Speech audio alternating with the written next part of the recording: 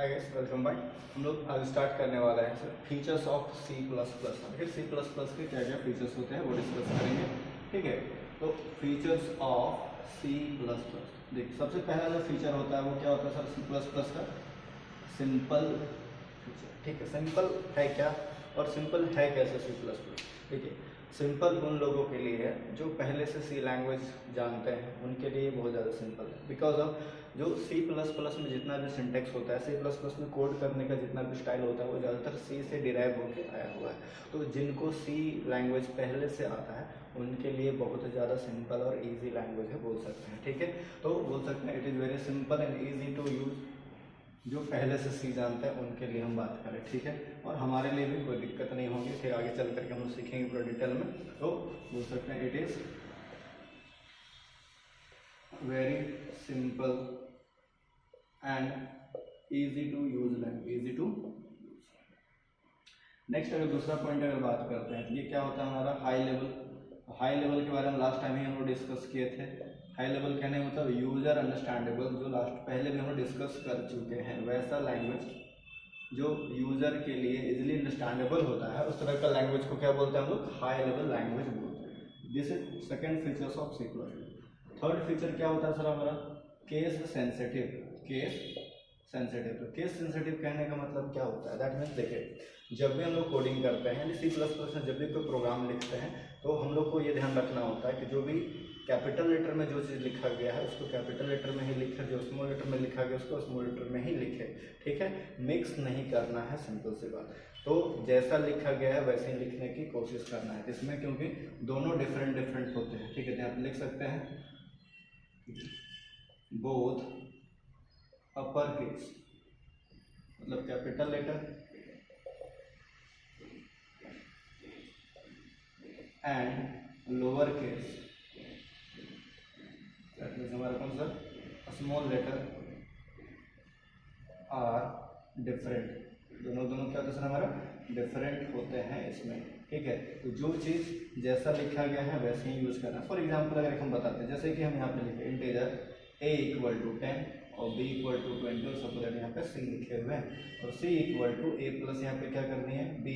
बाद में ध्यान देंगे इसके बारे में, नीचे क्या लिखा है और c आउट c लिखा है। सपोज यहाँ पे क्या लिखा है? a का वैल्यू कितना दिया गया? 10, b का वैल्यू 20 एंड c, और यहाँ पे क्या कर रहे हैं? थोड़ा सा उसको चेंज करें सर। a प्लस यहाँ पे अगर मान के चले b लिखा गया, a प्लस क्या लिखा गया है? ठीक है, तो ये क्या a b को ऐड करके कहाँ रख रहे हैं सर? हमारा c में, और यहाँ पे c आउट c का वैल्यू देखना चाह रहे हैं, तो क्या ये गलत हो जाएगा? ठीक है, क्यों गलत हो जाएगा सर? फॉर एग्जांपल हम जो डिक्लेयर किए थे वो स्मॉल लेटर में था, जो यूज कर रहे हैं वो क्या हमारे इसमें कैपिटल लेटर में है। तो हम लोग को ध्यान रखना है जैसे डिक्लेयर करेंगे वैसे ही यूज करना है।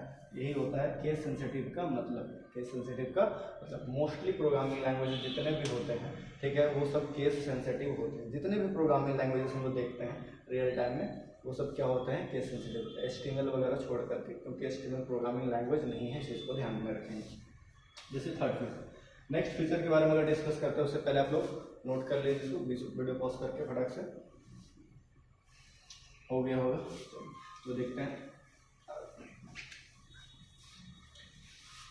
नेक्स्ट फोर्थ फीचर अगर हम लोग बात करते हैं तो वो क्या होता है सर हमारा? Platform dependent. ठीक है, ये फीचर नहीं बोलेंगे, हम बोल सकते हैं प्लेटफॉर्म डिपेंडेंट। ठीक है, प्लेटफॉर्म डिपेंडेंट क्या होता है सर? इसमें अगर हम बात करें तो एक लाइन अगर लिखते हैं different operating system, different operating system different output. क्या सर हमारा? डिफरेंट। कहने का मतलब क्या होता है? थोड़ा सा ध्यान देंगे तो सिंपल सा एक लॉजिक सर, अगर ये मेरा एक कंप्यूटर है, मान के चलिए ये विंडोज़ का है। किसका सर? हमारा विंडोज़ का। ये दूसरा एक सिस्टम है, सपोज दैट ये लिनक्स का है। ठीक है, तीसरा सिस्टम है दैट मीन्स ये मैक ओएस का है, मान के चलता है। ठीक है, एप्पल का। तो अगर आप सी प्लस प्लस से कोई सॉफ्टवेयर या प्रोग्राम बना रहे हैं इन विंडो में, मान के चलिए, जिसमें 1 करोड़ लाइन का कोड लिखे। कितना कोड लिखे सर? 1 crore line code. तो सी प्लस प्लस का यूज करके एक सॉफ्टवेयर बनाया विंडोज सिस्टम में, टोटल 1 करोड़ लाइन। हम चाहते हैं कि यही सॉफ्टवेयर को लिनक्स में यूज करें या फिर हम लोग कहाँ पे यूज करें? मैक ओएस में यूज करें। तो मोस्टली लोग क्या सर दोबारा इसको कॉपी करेंगे और दोबारा यूज करना चाहेंगे अदर सिस्टम में, यानी दोबारा 1 करोड़ कोड हम दूसरा में जाकर के लिख नहीं सकते कोशिश, ठीक है। इसलिए हम लोग क्या करेंगे, सबसे पहले कॉपी करके दूसरा में यूज करना चाहेंगे। तो क्या होता है कि अगर जो विंडोज़ में बना हुआ है कोई भी सॉफ्टवेयर C++ का यूज़ करके वो अदर सिस्टम में प्रॉपरली वर्क करेगा नहीं करेगा, इसका कोई गारंटी नहीं होता, मोस्टली वर्क नहीं करेगा, ठीक है। प्लेटफॉर्म डिपेंडेंट इसी को बोलते हैं कि सपोज विंडोज़ एक प्लेटफॉर्म है, लिनक्स एक प्लेटफॉर्म है और आपका मैक ओएस का एक प्लेटफॉर्म है, तो जिस प्लेटफॉर्म में वो डेवलप हुआ है वो उसी प्लेटफॉर्म में प्रॉपरली वर्क करेगा, ठीक है। अगर विंडोज़ में बना हुआ तो विंडोज़ में ही वर्क करेगा, मैक में बना हुआ तो मैक में ही प्रॉपरली वर्क करेगा, अदर सिस्टम में प्रॉपरली वर्क करेगा नहीं करेगा इसका कोई गारंटी नहीं होता है। इसी फीचर को क्या बोलते हैं, प्लेटफॉर्म डिपेंडेंट फीचर बोलते हैं सिर्फ, ठीक है। Next 5th feature portable.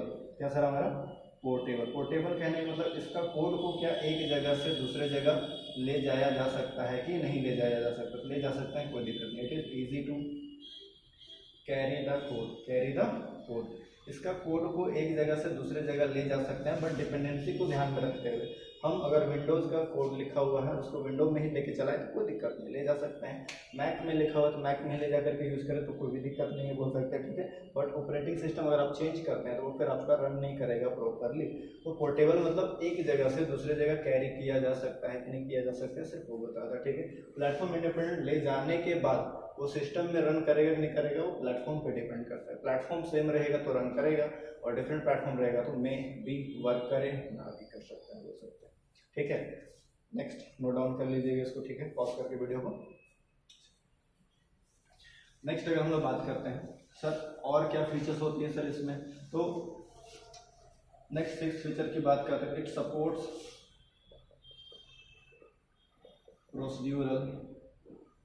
Procedural and object oriented programming, object oriented programming. इसके बारे में हम पहले भी इंट्रोडक्शन क्लास में थोड़ा सा डिस्कस किए थे, ठीक है। तो ये क्या सपोर्ट करता है सर हमारा procedural and object oriented programming. Procedural में बताए थे कि कोड रियूजेबिलिटी से रिलेटेड हम लोग टॉपिक्स को डिस्कस करेंगे प्रोसीजर ओरिएंटेड में, ऑब्जेक्ट ओरिएंटेड में कोड रियूजेबिलिटी एंड साथ साथ में सिक्योरिटी से रिलेटेड के टॉपिक के बारे में डिस्कस करेंगे बाद में, ठीक है। तो ये भी फीचर्स है C++ का। नेक्स्ट 7th और क्या फीचर हो सकता है सर, लिख सकते हैं, it is not architectural neutral, not architectural neutral, ठीक है। आर्किटेक्चरल न्यूट्रल कहने का मतलब क्या सर, न्यूट्रल, ठीक है।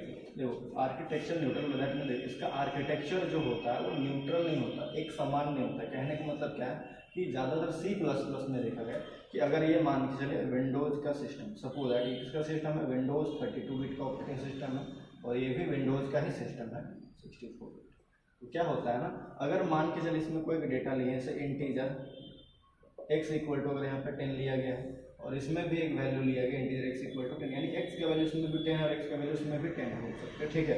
तो क्या है कि चांसेस है कि 32 बिट का अगर ऑपरेटिंग सिस्टम है तो x जो वैल्यू 10 को स्टोर कर रहा है उसका साइज जो होगा वो आपका 2 बाइट होगा। कितना बाइट होगा, 2 बाइट होगा, वो इंटीजर टाइप डेटा है तो।